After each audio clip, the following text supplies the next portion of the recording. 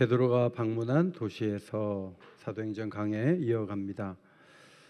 사도행전이 쓰인 목적 가운데 하나는 예루살렘에서 어떻게 땅끝까지 복음이 초기에 전파되었는가, 그것을 보여주기 위함입니다. 전반부에는 베드로가 주인공이 되는 듯 싶더니 사도행전 8장에 와서 이제 바울이 나타나죠. 그의 옛 이름 사울. 바울이 스데반의 죽음을 마땅히 여겼다. 9장 30절까지 예수를 만난 사건이 기록되어 있고 예루살렘으로 올라가서 복음을 전하게 되었습니다. 13장부터는 세 차례의 여행, 그리고 로마까지 가면 네 차례의 여행을 보게 될 텐데 지도를 먼저 보시겠습니다. 1차 선교 여행을 보여주는 지도입니다. 안디옥에서 출발했고요. 갈라디아 지역, 저쪽 지역을 이렇게 우회해서 갔습니다. 그래서 비시디아 안디옥, 이고니온, 루스드라, 더베, 다시 되돌아와서 아달리아에서 배를 타고 안디옥으로 내려온 것을 보게 됩니다. 2차 선교여행 사진을 보시면 또 안디옥에서 출발을 해서 갈라디아 지역, 전에 1차 선교여행 때 개척했던 교회들을 돌보고 그 다음에 드로아에서 환상을 보고 마게도냐 지역으로 넘어가서 빌립보와 데살로니가, 베레아 지역을 개척했습니다. 그리고 아가야 지방으로 내려와서 고린도와 갱그레아, 그리고 에베소를 거쳐서 가이사라로 내려간 다음에 안디옥으로 다시 올라가는 것이 2차 선교여행입니다. 3차 선교여행은 안디옥에서 에베소 지역을 거쳐서 마게도냐 지역을 다녔는데 성경에 굉장히 간단하게 나와 있어요. 아마 이렇게 다녔을 것이다 하고 보여주는 그림이고, 다시 돌아와서 드로아에서 밀레도의 장로님들 오라 그래서 그곳에 잠깐 만나고, 그리고 두로를 거쳐서 가이사라, 예루살렘으로 내려가는 모습을 볼 수가 있습니다. 이 지도를 보면서 우리가 굉장히 익숙한 도시들이 나오죠. 예를 들면 빌립보 교회라든지 고린도 교회라든지 데살로니가 교회라든지 이런 교회들은 서신서가 성경으로 인정됐기 때문에 우리가 그걸 읽으면서 그 사정을 너무나 잘 알게 되고, 사도행전을 대조해서 읽으면은 바울의 여정을 충분하게 이해할 수가 있습니다. 중요한 것은 사도행전에 나오는 이 뒷부분에 사도를 중심으로 한, 바울을 중심으로 한 여러 가지 스토리가 있지만 12사도 가운데 상당수가 해외 선교하다 죽었거든요.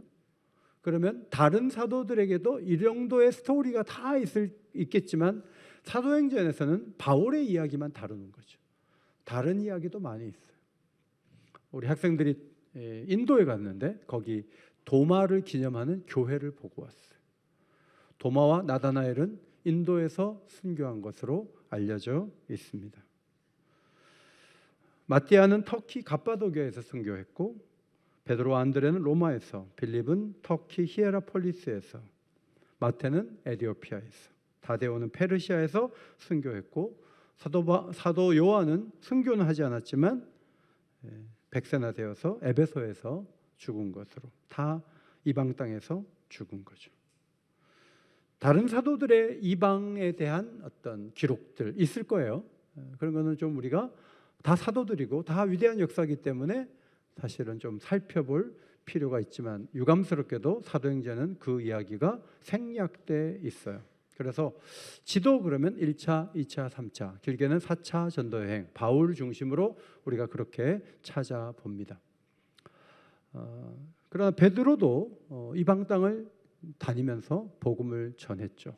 그래서 베드로가 움직였던 그 지도를 어제 제가 발견을 했는데 하나 띄워주시면, 8장에서 사마리아를 가서 안수할 때 성령을 받았죠. 그리고 오늘 살펴볼 루다와 욥바, 그리고 가이사랴, 이곳을 다녀가면서 돌아와서 예루살렘에서 많은 욕을 먹죠. 그러나 이방인에게도 복음을 전하는 시대가 열렸다는 것을 선포하면서 선교적 교회의 전환이 이루어진 것을 우리가 성경에서 배울 수가 있습니다. 첫 번째로 루다에서 일어난 사건을 보겠습니다. 지도를 보시면 예루살렘에서 40km 북서쪽으로 떨어져 있는 것을 보게 됩니다. 블레셋 땅이었죠.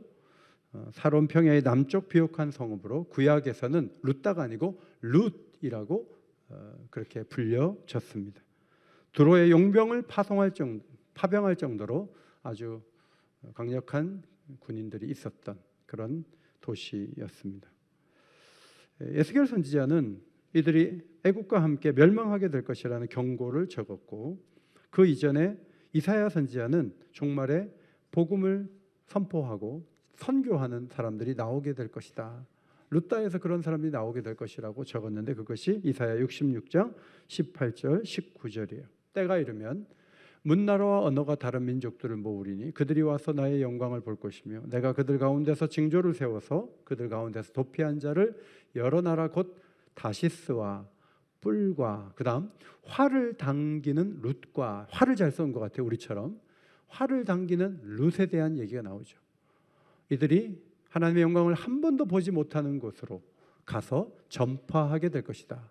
복음이 들어가고 선교사를 보낼 정도로 복음으로 무장되게 될 것이다 라고 오래전에 이런 기록이 있는데, 이 말씀을 공부하다가 갑자기 베드로가 이 말씀을 이루어야 되겠어 하고 간 거는 아니에요.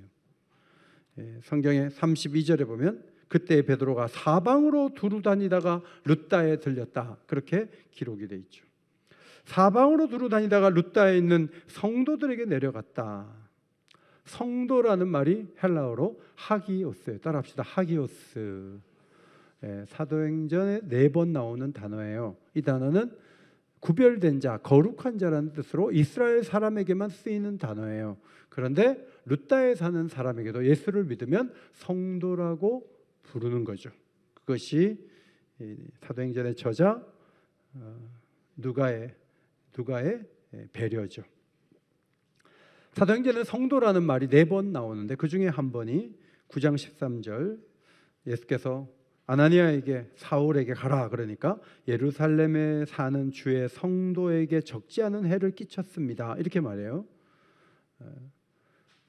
예루살렘에 있는 사람을 성도라고 부르는 건 맞아요. 그런데 룻다에서도 예수를 믿으면 성도가 되는 거죠. 새 시대가 열린 거예요. 룻다로 가서 사방으로 두루 다니다가 룻다에 가서 누구를 만났어요? 에니아라는 사람을 만났어요. 에니아. 헬라어를 그대로 읽으면 아이네아스. 왜 아이네아스가 에니아가 된지 잘 모르겠어요. 아이네아스. 따라합시다. 아이네아스.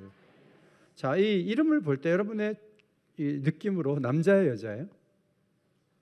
네? 이럴 때 또 이게 뭐 함정이 있는 것 같아, 대답하지 말아야지. 조심하는 분들은 소심한 분들이에요. 그냥 느낌으로 그대로 말씀하시면 돼요. 남자 여자예요? 여자죠. 남자입니다. 어떻게 하냐면 헬라어에는 남성 여성이 있어요. 그래서 안트로포스 했을 때 남성에 쓰는 단어가 앞에 쓰였거든요. 그래서 남자예요. 남자가 중풍병이에요. 뇌질환을 앓고 있었죠. 뇌경색이나 뇌출혈로 인해서 8년이나 가족에게 짐이 되고 있었습니다.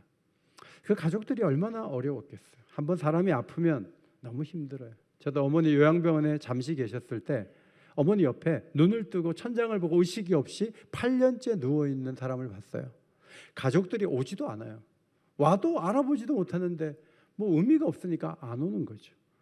그런 사람을 집에서 8년째 가족이 돌보고 있었는데, 그가 불신자인지 신자인지 알지 못하지만 베드로가 그에게 가서 외칩니다. 예수 그리스도께서 너를 낫게 하시니 일어나 내 자리를 정돈하라. 베드로는 많은 사람을 치유했기 때문에 자기가 마치 하는 것처럼 말할 수도 있지만 예수님이 너를 낫게 하신다는 거예요. 예수를 잘 믿을수록 수동태가 많아지는 것 아세요? 하나님이 하게 하셨다. 오늘 찬양 때 너무 잘했어요. 우리가 연습을 3시간 이상 했거든요. 이렇게 대답할 수도 있지만 하나님이 우리로 하여금 성령의 감동 속에 찬양하게 하셨습니다. 이것이 아름다운 고백일 수가 있죠. 베드로는 겸손히 예수님께서 너를 낫게 하신다고 얘기했을 때 곧 그가 일어나게 되는 역사가 일어났습니다. 그래서 룻다뿐만 아니라 사론에 있는 사람들도 이 소문을 듣게 되었습니다. 베드로가 예루살렘이라는 예배 장소에서 벗어나서 풍성하게 사역하는 첫 번째 현장을 우리가 보았습니다. 목사님이 목양실에만 머물고 있고 절대 안 나가는 거예요. 아, 우리 목사님은 목양실을 저렇게 잘 지키고 있구나, 설교 준비하고 있대 하고. 근데 문제는 목양실에서 전혀 안 나가는 거예요. 계속 거기 불이 켜져 있고 계속 연구만 하고 있어요. 그럼 목사님은 연구원이에요. 성경은 그런 것들을 지지하지 않아요. 사도가 그 영성을 가지고 현장으로 갔을 때 하나님의 역사가 일어난 거죠. 코로나 때 우리가 신방을 이제 못하다가 지금까지도 거의 못했어요. 작년까지 못했는데 올해는 신방을 좀 갈라 그래요. 그럼 기도 제목을 좀 적어 놓으세요. 그럼 가서 하나님 앞에 기도할 때 혼자서 기도하는 것보다는 함께 기도할 때 하나님이 더 큰 은혜를 빨리 주실 줄 믿습니다. 그런 믿음과 기대가 없이 그냥 현장을 무시하고 그냥 집을 지키고 집 교회, 학교, 집 교회, 직장, 집 교회, 직장, 이것만 계속 도는 것은 온당하지 않아요. 저는 상명대학교를 에스라 청년부를 담당할 때 올라갔다가 제가 이렇게 교회를 소개하고 왔는데 수요 예배 8명의 청년들이 왔어요. 만약에 제가 현장에 가지 않았다면 8명의 청년들이 수요 예배 왜 오겠어요? 그들이 궁금해서 온 거예요. 현장에 가면 생각하지 못한 열매들이 참 많아요. 현장에 가는 것이 매우 중요하죠. 청년부를 섬길 때 제가 군 면회를 한번 갔었는데 그 집사님은 나중에 애를 낳고 살면서도 저를 만나면 목사님, 군 면회 그때 오셨던 것 너무 감사해요. 지금도 기억해요. 그러죠. 김주식 목사님 아들 준하가 철이 들어서 작년인가 재작년에 저한테 와서 케냐 방문해 주셔서 감사해요. 이제 커가지고 그렇게 얘기를 하더라고요. 현장에 가는 것 매우 중요한 사역이에요. 32절에서 사방으로 두루 다니다가 룻다에 들어간 거죠. 두루 다니는 것 중요해요. 여러분, 올해는 조금 더 다니시기를 바랍니다. 사랑의 마음으로 다니시기 바랍니다. 목사님 독감이 유행인데 안 돼요. 집에 있어야 돼요. 너무 그러지 마시고 움츠러들면 안 돼요. 올해도 하나님이 감동을 주시면 다닐 수 있어야죠. 그때 하나님이 위로하시고 회복을 주시고 마음을 새롭게 하시는 놀라운 은총을 우리에게 주실 수 있다. 이런 믿음을 가지고 움직여야 돼요. 두 번째, 욥바로 가죠. 욥바는 그 이름의 뜻이 아름다움입니다. 지도를 보시면 룻다에서 16km 정도 서쪽으로 이동하면 욥바가 있습니다. 바위가 많은 항구 도시예요. 예루살렘으로 들어가는 관문 역할을 해서 솔로몬이 레바논의 백향목을 실어왔던 것이 욥바 항구였습니다. 요나가 다시스로 가는 배를 탔던 것도 욥바였습니다. 주전 37년 헤롯에 의해서 욥바의 기능이 축소되었고 그보다 북쪽 가이사랴를 신설해서 새로운 기능을 하는 도시를 만들어서 욥바가 조금 약화된 상황이었습니다. 에니야가 룻다에서 나왔다는 소식을 듣고 욥바에 있는 2명의 제자가 룻다로 내려왔습니다. 무슨 일이 있었습니까? 다비다라는 구제를 많이 하는 여성이 있었는데 그 여자가 죽었어요. 병들어 죽었어요. 그래서 다락에 뉘었다고 했는데 다락은 우리처럼 좁은 광이 아니고 집에서 제일 넓은 곳이 다락이에요. 사람들의 시선이 닿지 않고 여유로운 공간, 거기가 다락인데 거기에 몸을 씻어갖고 시신을 누워놓은 거예요. 그리고는 소문을 듣기에 중풍병을 고쳤는데 죽은 자를 살릴 수도 있지 않을까 하고 2명이 내려와서 올라가자고 한 거예요. 문제는 베드로가 한 번도 사람을 살린 적이 없어요. 본 적은 있어요. 예수님이 한 걸 본 적이 있지만 자기가 한 번도 살린 적이 없는데 지금 죽었는데 가서 살려달라고 할 때 여러분 같으면 올라가겠어요? 2가지 가능성이 있죠. 하나는 그냥 가면 안다고 해서 무조건 데려가는 거예요. 말하면 안 갈 거니까. 첫 번째는 그래요. 두 번째는 다비다가 너무 좋은 사람인데 죽었습니다. 가서 좀 기도 좀 해주세요. 이렇게 불러냈을 가능성도 있는데 저는 두 번째라고 생각해요. 베드로는 한 번도 살린 적이 없지만 올라가는 거죠. 다락방에 올라가니까 욥바에 사는 많은 과부들, 혼자 사는 이들이 베드로 곁에서 울고 있었어요. 옷감이 참으로 귀한 시대에 그들이 도르가가 우리와 함께 있을 때 지은 속옷과 겉옷입니다. 여성들이 좀 부끄러울 텐데 속옷을 막 보여주는 거. 이것 도르가가 이렇게 짜서 우리에게 준 선물이었습니다 하면서 막 슬퍼하는 거예요. 많은 사람이 사랑을 입었기 때문에 슬퍼했습니다. 도로가는 죽기 전에 많은 선을 행했죠. 여러분, 도움을 베풀고 살다가 가면 사람들이 많이 울어요. 저희 어머니도 돌아가신 다음에 그 섬기던 교회 권사님들이 어머니 사진을 좀 보내달라고, 우리가 너무 사랑을 많이 입었는데 권사님 보고 싶다고. 그래서 제가 몇 분에게 사진을 보낸 적이 있어요. 돌아가셨지만 잊을 수가 없는 것은 사랑을 베풀고 가니까. 우리 교회도 김동예 권사님이 미국에서 아들이 돈을 붙여주면 반찬을 만들어서 시니어들 가운데 외로우신 분들을 찾아가서 혹시 반찬이 필요하면 제가 좀 섬기겠습니다. 예, 필요합니다. 그러면 그 다음 주에 반찬 갖다 주셨어요. 그분들이 갑자기 김동예 권사님이 돌아가셨다는 소식을 들었을 때 그 오징어채와 그 멸치볶음을 먹어본 사람하고 전혀 교류가 없는 사람은 그 대응하는 게 다른 거예요. 시니어들 제가 알려드릴게요. 여러분이 돌아가셨을 때 청소년부를 울리는 방법이 하나 있어요. 그게 뭐냐면 요번같이 수련회 할 때 닭고기를 좀 내세요. 그래서 아무개 권사님이 우리 수련회 때마다 닭고기 내셨는데 그 닭고기 주셨던 권사님이 돌아가셨다. 여러분 장례식장에 중고등부 애들이 나타나야 돼요. 그래서 베푸는 거예요. 계속 베푸는 거예요. 그러니까 이 사람들이 울면서 이 사람이 살아나기를 바라는 간절함이 있었다는 거죠. 여러분, 사도행전에는 약한 자를 돕는 사람에게 더 큰 역사가 있다, 이런 메시지가 계속 누가복음부터 흐르고 있어요. 10장 2절에 보면 고넬료에게 하나님의 사자가 찾아간 이유가 뭐예요? 그는 백성을 많이 구제하고 지배하러 왔지만 피지배층의 사람들을 구제했단 말이죠. 그리고 하나님께 항상 기도했는데 그 기도가 응답받아서 베드로를 청해서 말씀을 들으라는 이야기를 듣게 되죠. 밀레도에서 에베소 교회 장로들을 불러가지고 바울이 말하죠. 약한 사람들을 돕고 주 예수께서 친히 말씀하신 바 주는 것이 받는 것보다 복이 있다 하심을 기억하여야 할지니라. 따라합시다. 주는 것이 받는 것보다 복이 있습니다. 이것이 마지막으로 장로님들한테 요청한 거예요. 제가 만약에 마지막으로 본다면 장로님들이 좀 앞장서서 뭐든지 좀 하시고 기도에 빠지지 말고 열심히 헌신하세요. 나는 그러고 갈 것 같은데 사도 바울은 아니요, 주는 교회가 되어야 된다, 베풀어야 된다, 그 한마디를 남기고 가요. 왜냐하면 그것이 교회가 잘 되는 비결이기 때문에, 거기에 성령의 역사가 강하기 때문에 주지 않는 교회는, 닫혀있는 교회는 복을 받을 수가 없어요. 베푸는 게 중요해요. 우리 옥인교회가 축복의 통로가 되기를 간절히 소원합니다.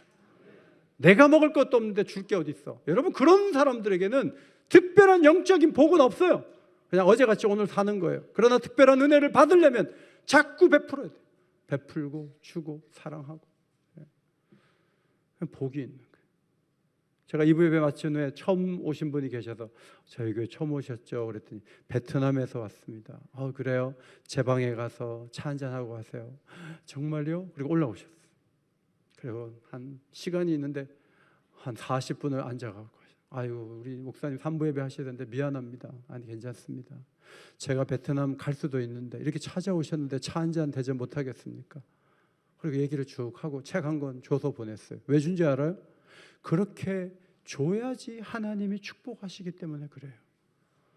여러분의 손이 펴지기를 바랍니다. 아멘을 안 하신 분은 그대로 사시기를 바랍니다. 있는 그대로 사십시오. 베풀지 않으면 있는 그대로 사는 거예요. 베풀면 하나님이 채워주세요. 그런 교회를 복되게 하시는 거예요. 스승이신 그리스도는 어떻게 했습니까? 야이로의 딸을 살릴 때 사람들을 내보냈어요. 베드로도 내보냈어요. 왜 내보냈을까? 여러분, 죽은 자가 살아나는 현상을 보면 한 달 동안 잠 못 잘 거요. 충격받아가지고. 좋은 일임에도 불구하고 그 충격이 가시지 않을 거예요. 일단 안 보는 게, 현장을 안 보는 게 낫다. 내보내요. 예수님은 소녀야 일어나라 할 때 아람어로 뭐라고 했냐면 탈리타 쿰이라고 했어요. 탈리타 쿰이 일어나라는 거죠. 소녀야 일어나라. 탈리타 쿰. 다비다야 일어나라고 베드로가 외쳤어요. 타비타 쿰.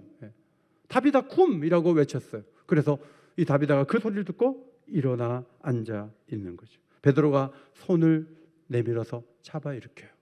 그리고 밖에 있는 사람들에게 서로 만나게 해주는 그 과정을 의사였던 누가는 그 과정을 세밀하게 잘 기록을 했습니다. 욥바에서의 사역은 도전이죠. 루다를 떠나서 베드로가 욥바로 가는 것은 큰 도전이에요.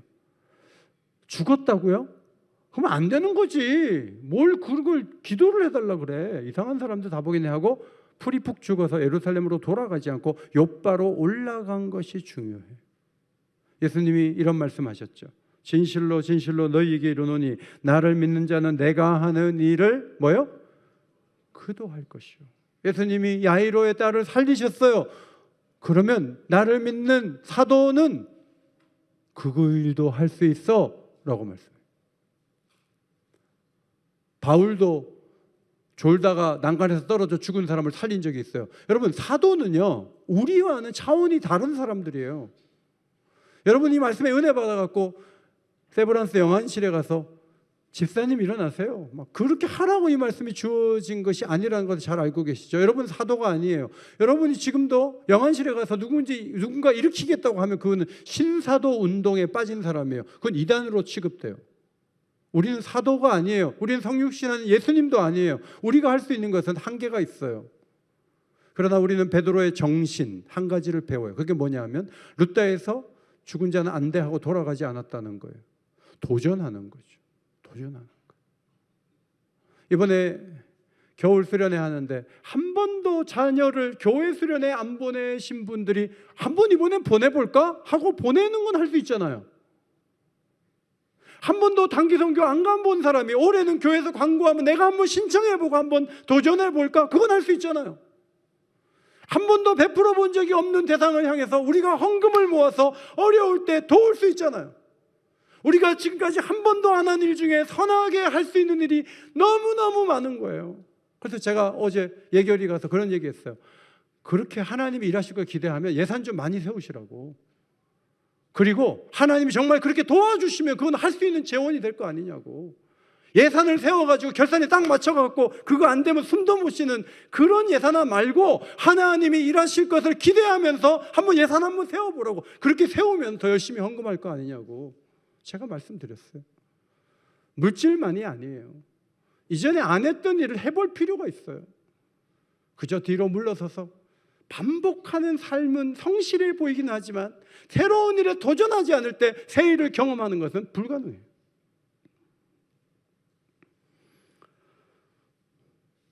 사도행전의 저자는 매우 중요한 한마디를 9장 마지막 절에 적어놓죠. 이것은 굉장히 중요한 모습이에요. 9장 43절이에요.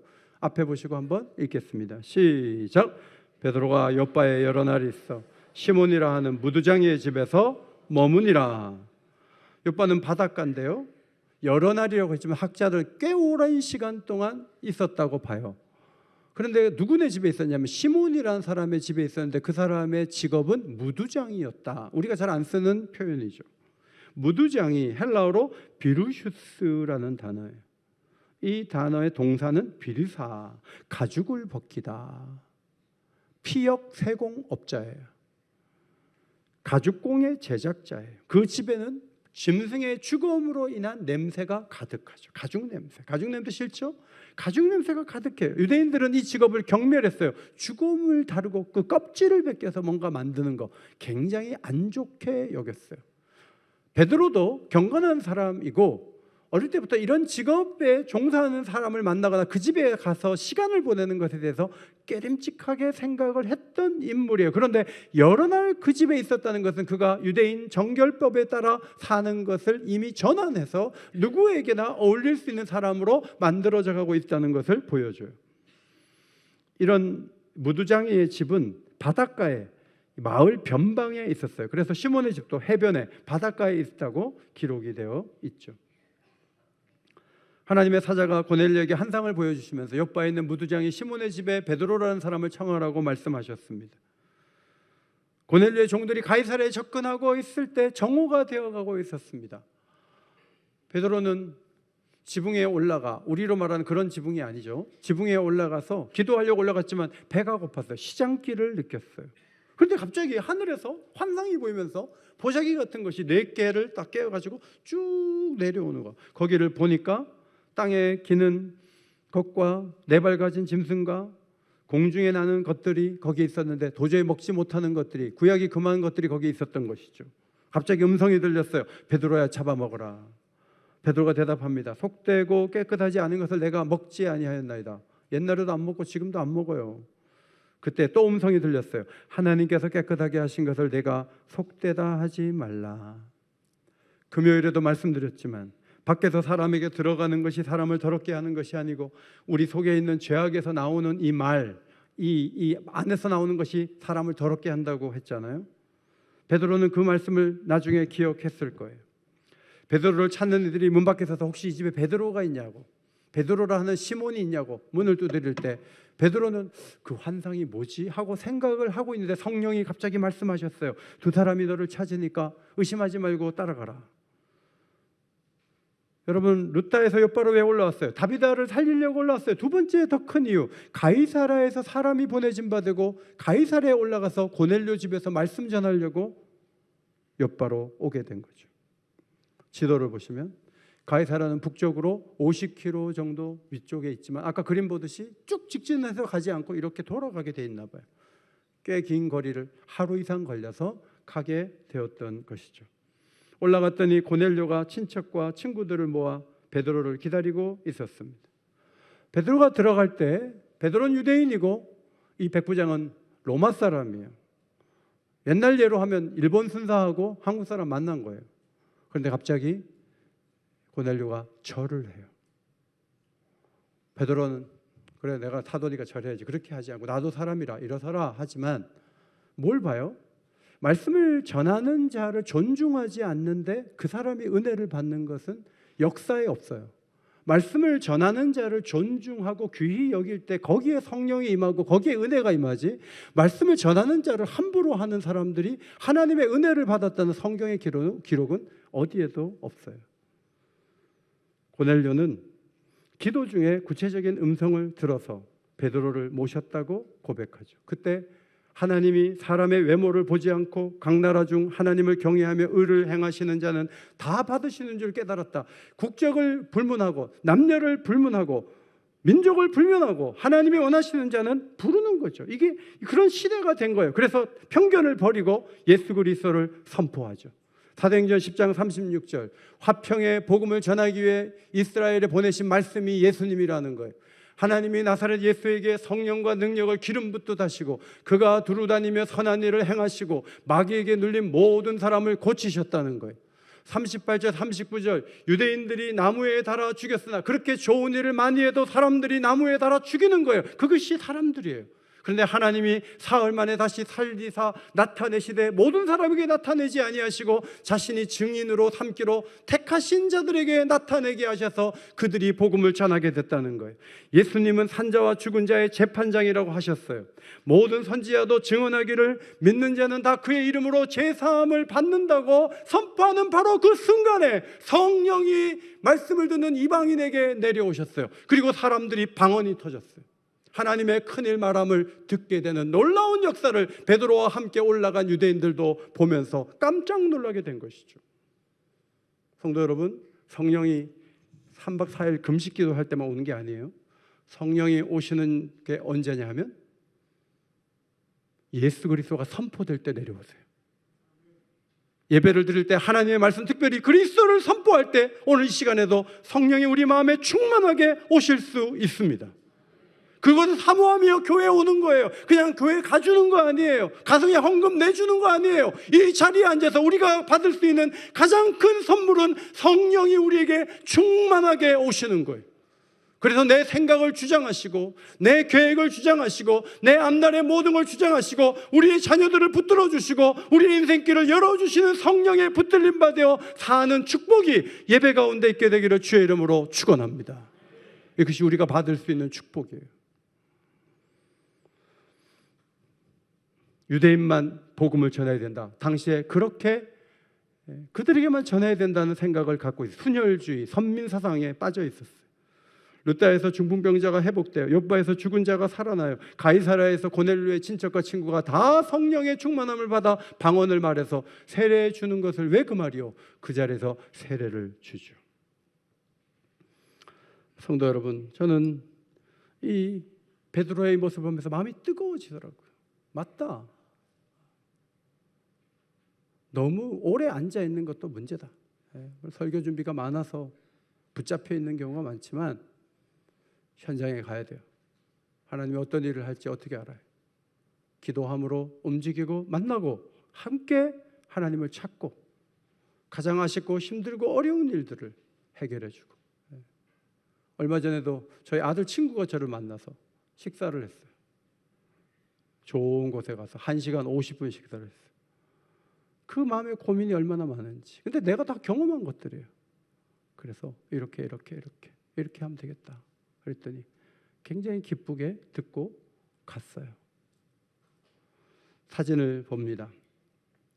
우리 청소년들이 가평 수련회 갔다 왔어요.